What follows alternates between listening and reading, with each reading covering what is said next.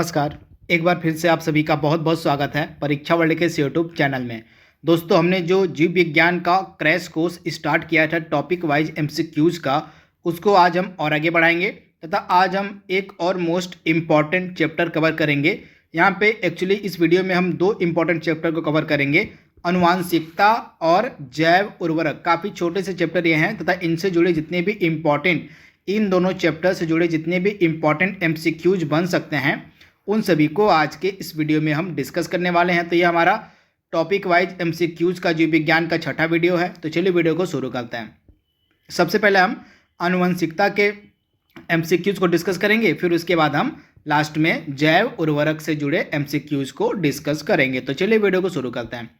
पहला प्रश्न यहाँ पे हमारा है, काफ़ी इंपॉर्टेंट है। वर्तमान आनुवांशिक विज्ञान का जनक कौन है, आपको बताना है। प्रश्न में पूछा जा रहा है कि वर्तमान आनुवांशिक विज्ञान का जनक किसे कहा जाता है।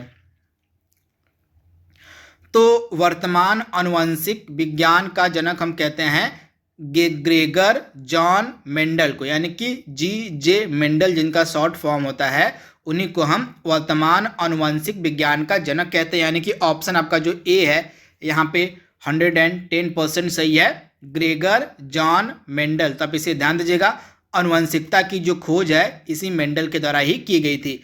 अगला प्रश्न यहाँ पे हमारा है, मेंडल ने अपने चिर प्रतिष्ठित वंशागति नियमों को प्रतिपादित करने में जिस जीवधारी का उपयोग किया था वह था, आपको उस जीवधारी का नाम बताना है। जिस जीवधारी का उपयोग वंशागति नियमों को प्रतिपादित करने में मेंडल के द्वारा किया गया था उस जीवधारी का नाम बताना है। तो इस जीवधारी का नाम था गार्डन पी, यानी कि मटर का उपयोग किया गया था वंशागति के नियमों को प्रतिपादित करने में। किसके द्वारा? तो मेंडल के द्वारा। तो राइट आंसर आपका क्या हो जाएगा?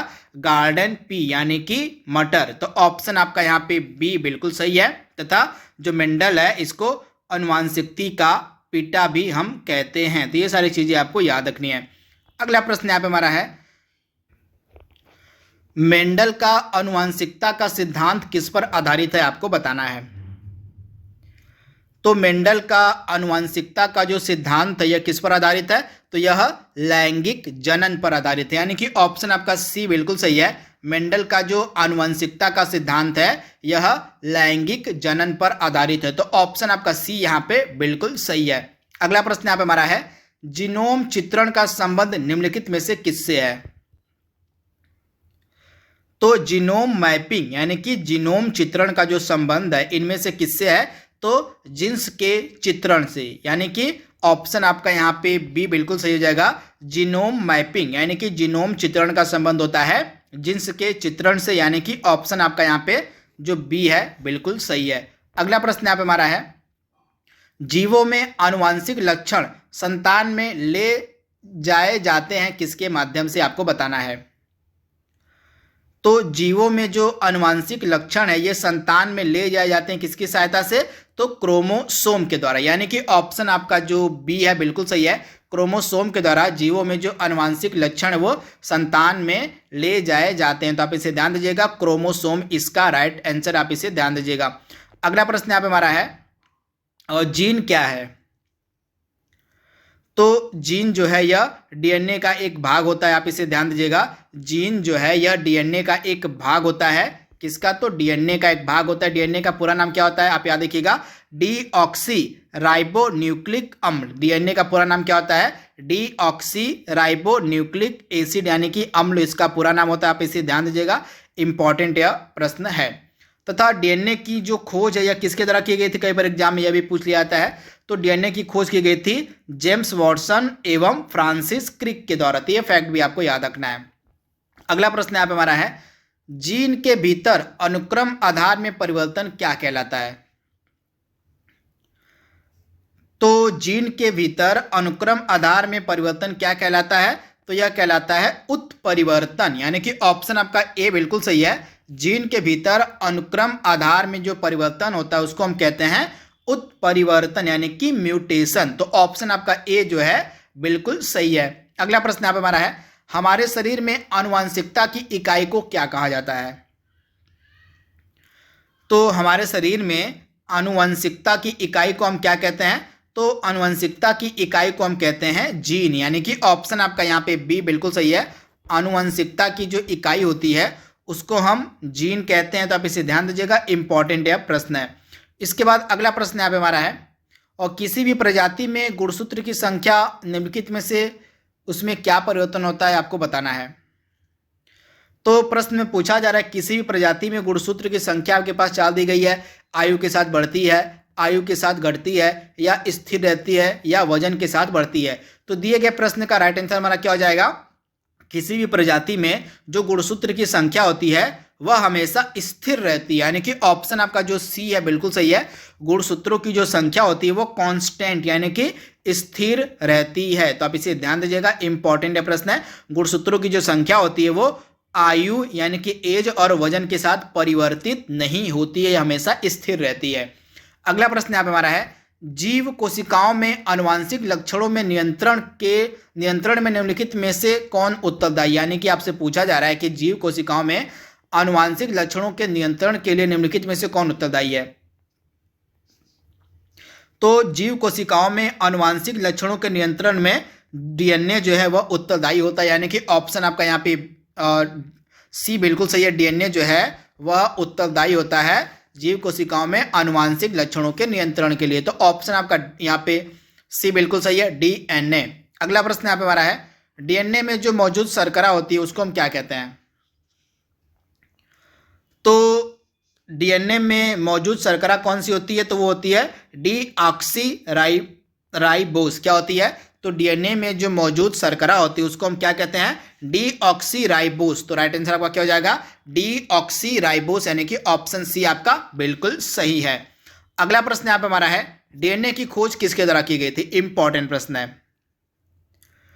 तो डीएनए की खोज की गई थी जेम्स वॉटसन और फ्रांसिस क्रिक के द्वारा, यानी कि ऑप्शन आपका ए यहाँ पे बिल्कुल सही है। जेम्स वॉटसन एवं फ्रांसिस क्रिक के द्वारा डीएनए की खोज की गई थी। अगला प्रश्न यहाँ पे हमारा है, राइबोजाइम्स क्या होते हैं आपको बताना है। तो राइबोजाइम्स क्या होते हैं, तो यह आरएनए होते हैं, तो आप इसे ध्यान दीजिएगा, राइबोजाइम्स जो होते हैं ये आरएनए होते हैं, यानी कि ऑप्शन आपका यहाँ पे बी बिल्कुल सही है, आरएनए। आरएनए का पूरा नाम क्या होता है, तो आरएनए का पूरा नाम होता है राइबो न्यूक्लिक एसिड एंजाइम, तो आप इसे ध्यान दीजिएगा। आपका क्या होता है, जो आरएनए होता है, आरएनए का पूरा नाम मैंने आपको क्या बताया, क्या होता है, राइबो न्यूक्लिक एसिड एंजाइम, तो आप इसे ध्यान दीजिएगा, इंपॉर्टेंट है। अगला प्रश्न यहाँ पे हमारा है, निम्नलिखित में से कौन जैव उर्वरक के रूप में उपयोग में लाया जाता है। तो दिए गए ऑप्शंस में से जैव उर्वरक के रूप में किसका हम उपयोग करते हैं। अब यहाँ से हम कौन सा प्रश्न स्टार्ट करने जा रहे हैं, तो जैव उर्वरक से रिलेटेड यहाँ पे एमसीक्यू जब स्टार्ट हो गए आपके। तो दिए गए ऑप्शंस में से जैव उर्वरक के रूप में हम किसका उपयोग करते हैं, तो आप इससे ध्यान दीजिएगा, जैव उर्वरक के रूप में इसमें से राइजोबियम, एजोला, नील हरित शैवाल, यानी कि उपरोक्त सभी का जो इस्तेमाल है वह जैव उर्वरक के रूप में किया जाता है, यानी कि उपरोक्त सभी इसका राइट आंसर हो जाएगा, राइजोबियम, एजोला और नील हरित शैवाल। तो इसे आप याद रखिएगा, इंपॉर्टेंट है। इसके बाद अगला प्रश्न यहाँ पे हमारा है, और निम्नलिखित में से कौन सा नाइट्रोजन स्थिरीकरण करने वाला जीव नहीं है, यानी कि नाइट्रोजन फिक्सेशन, यानी कि नाइट्रोजन स्थिरीकरण किस जीव की मदद से नहीं हो सकता इसमें से। तो इसमें से आपका जो माइकोराइजिया है यह नाइट्रोजन स्थिरीकरण में सहायता नहीं करता है। बाकी आपके जो तीनों ऑप्शन है, नोस्टाक, एजोटोबैक्टर और एनाबीना, ये तीनों जो है नाइट्रोजन स्थिरीकरण में जो है मदद करते हैं, परंतु आपका जो माइकोराइजिया है यह आपका नाइट्रोजन स्थिरीकरण में मदद नहीं करता है। तो आप इसे ध्यान दीजिएगा, माइकोराइजिया आपका राइट आंसर हो जाएगा, बिल्कुल सही जवाब यह है। इसके बाद आपका अगला प्रश्न क्या कह रहा है, एक चीज़ मैं आपको बता दूं, और नाइट्रोजन स्थिरीकरण करने वाले जो जैव उर्वरक होते हैं, कई बार एग्जाम में पूछ लिया तो मैं आपको बता देता हूँ। नाइट्रोजन स्थिरीकरण करने वाले जैव उर्वरक कौन कौन से हैं, तो पहला आपका हो गया राइजोबियम हो गया आपका, इसे आप नोट डाउन कर लीजिएगा, राइजोबियम हो गया। उसके बाद एजोटोबैक्टर हो गया, इसके बाद एजोस्पिरिलम हो गया, इसके बाद एसेटोबैक्टर हो गया, इसके अलावा नील हरित शैवाल, इसके अलावा एक और है आपका एजोला। तो मैंने जितने भी नाम आपको बताए ऐसे भी नाम किसके हैं, तो नाइट्रोजन स्थिरीकरण करने वाले जैव उर्वरक ये सभी हैं। राइजोबियम, एजोटोबैक्टर, एजोला, नील हरित शैवाल, इसके अलावा एसेटोबैक्टर, इसके अलावा एजोस्पिरिलम। तो ये सभी नाम आप याद रखिएगा, ये सभी नाम किसके हैं? तो नाइट्रोजन फिक्सेशन यानी कि नाइट्रोजन स्थिरीकरण करने वाले जैव उर्वरक ये सभी हैं। अगला प्रश्न यहाँ पे हमारा है, नाइट्रोजन स्थिरीकरण यानी कि नाइट्रोजन फिक्सेशन जीवाणु किस पौधे की जड़ के साथ संयोजन करते हैं? तो इसमें से दाल आपका राइट आंसर हो जाएगा, यानी कि दलहनी फसलों की जो जड़ें होती हैं उनके साथ संयोजन करते हैं आपके नाइट्रोजन फिक्सेशन वाले जीवाणु, यानी कि दलहनी फसलें में आपका कौन सा आता है? तो दालें आती हैं। तो दालों के साथ जो है नाइट्रोजन स्थिरीकरण वाले जो जीवाणु होते हुए संयोजन करते हैं। तो ऑप्शन आपका ए बिल्कुल सही है। अगला प्रश्न यहाँ पे हमारा है, निम्नलिखित में से कौन एक जैव उर्वरक का स्रोत है? तो इसमें से एजोला जो है जैव उर्वरक का एक स्रोत है, यानी कि यह एक नाइट्रोजन स्थिरीकरण वाला जैव उर्वरक है। तो ऑप्शन याद देखिएगा, एजोला आपका राइट आंसर हो जाएगा। एजोला जो है यह एक जैव उर्वरक यानी कि यह एक नाइट्रोजन फिक्सेशन करने वाला जैव उर्वरक है। अगला प्रश्न यहाँ पे हमारा है, पशुओं विशेषतः दुधारू गो के अनुपूरक भोजन के रूप में किस जैव उर्वरक का उपयोग किया जाता है? आपको बताना है। तो पशुओं में विशेषतः दुधारू गाय के अनुपूरक भोजन के रूप में हम किसका उपयोग करते हैं? तो हम करते हैं एजोला का उपयोग, यानी कि ऑप्शन आपका यहाँ पे सी बिल्कुल सही है। और एजोला का जो उपयोग है यह दुधारू गायों में अनुपूरक भोजन के रूप में किया जाता है। तो ऑप्शन आपका सी यहाँ पे बिल्कुल सही है, एजोला। तथा आपका एजोला क्या है? यह एक नाइट्रोजन फिक्सेशन वाला जैव उर्वरक है। तो आप इसे ध्यान दीजिएगा। अगला प्रश्न यहाँ पे हमारा है, इसमें से कौन सा सुमेलित नहीं आपको बताना है? तो आइए इसको देख लेते हैं। तो इसमें से पहला आपका सुमेलित है नील हरित शैवाल। आपका क्या है? तो जैव उर्वरक है, मैंने आपको बताया था। नील हरित शैवाल जो है आपका यह क्या है? तो यह एक जैव उर्वरक है। इसके बाद क्रायोसोपा क्या है? तो क्रायोसोपा आपका एक माहौल नियंत्रण है। इसके बाद बायो 902 क्या है? तो सरसों का यह काइक्लोन है, इसे आप ध्यान दीजिएगा। लेकिन इसमें से जो आपका एजोटोबैक्टर वाला मेल है वह सुमेलित नहीं। यहाँ पे एजोटोबैक्टर क्या होता है? तो मैंने आपको बताया था, एजोटोबैक्टर आपका होता है नाइट्रोजन फिक्सेशन करने वाला जैव उर्वरक। आपका यहाँ पे जैव उर्वरक होना चाहिए था। तो नाइट्रोजन फिक्सेशन करने वाला एक जैव उर्वरक होता है आपका एजोटोबैक्टर। तो ऑप्शन डी आपका यहाँ पे सुमेलित नहीं था। इसके बाद अगला प्रश्न यहाँ पे हमारा है, निम्नलिखित किस फसल में नील हरित शैवाल मुख्यतः जैव उर्वरक के रूप में प्रयोग होती है? तो इसमें से किस फसल में नील हरित शैवाल का जो उपयोग है मुख्यतः जैव उर्वरक के रूप में किया जाता है? तो इसमें से धान की फसल का, आप इसे ध्यान दीजिएगा। धान की फसल में नील हरित शैवाल का जो उपयोग है मुख्यतः जैव उर्वरक के रूप में किया जाता है। तो ऑप्शन आपका सी बिल्कुल सही है, धान। अगला प्रश्न यहाँ पे हमारा है, और निम्न के साथ मिलाने से एजोला एक अच्छा उर्वरक बनता है, यानी कि निम्नलिखित में से किसके साथ मिलाने पर जो एजोला होता है एक अच्छा उर्वरक बन जाता है?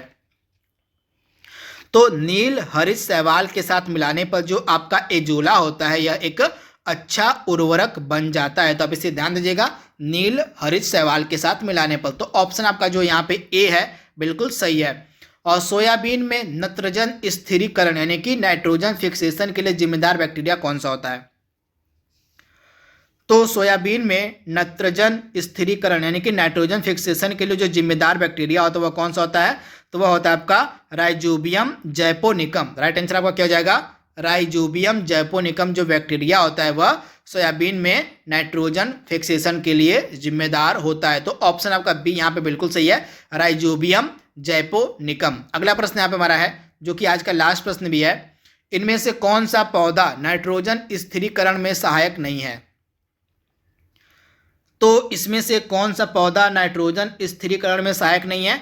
तो धान। राइट आंसर आपका जो धान होता है यह नाइट्रोजन फिक्सेशन में सहायता नहीं करता है। बाकी आपके जो तीनों हैं चना, मटर और सेम ये सभी आपके नाइट्रोजन फिक्सेशन में सहायता करते हैं, लेकिन आपका जो धान है यह नाइट्रोजन फिक्सेशन में सहायता नहीं करता है। तो ऑप्शन आपका डी यहाँ पे बिल्कुल सही है। तो दोस्तों यह हमारी बायोलॉजी एमसीक्यूज की छठी क्लास थी। इसमें हमने आनुवांशिकता और जैव उर्वरक से जुड़े इंपॉर्टेंट एमसीक्यूज को डिस्कस कर लिया है। इसकी अगली क्लास हम जल्दी अपलोड करेंगे। अगली क्लास में हम पढ़ने वाले हैं क्या, तो मैं आपको बता दूं, अगली क्लास से हम पढ़ने वाले हैं मानव शारीरिकी एवं क्रिया विज्ञान के बारे में, तथा इसमें हम पहला टॉपिक स्टार्ट करेंगे कंकाल एवं मांसपेशी तंत्र का। तो बने रहिए हमारे इस सीरीज के साथ, तब तक के लिए thank you, thanks for watching, thank you.